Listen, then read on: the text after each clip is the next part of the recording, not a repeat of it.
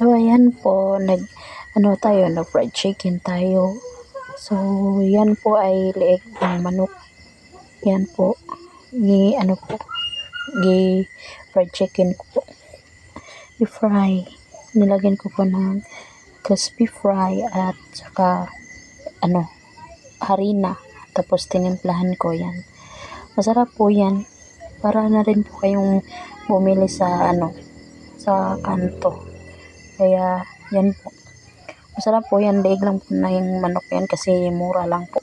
So yan po, tapos na tayo dyan. Ayan, inano ko na lang po.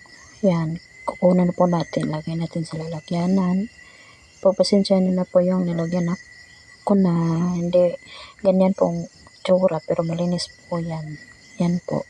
So salamat po. Thank you for watching. Masarap po talaga yan kapag mayroon ka pang suka, sili, tapos toyo or ketchup na rin. Hindi po ako marunong maggawa ng gravy kaya yan lang po ang gagawin ko. Isaw-saw ko lang po yan. Sarap po yan.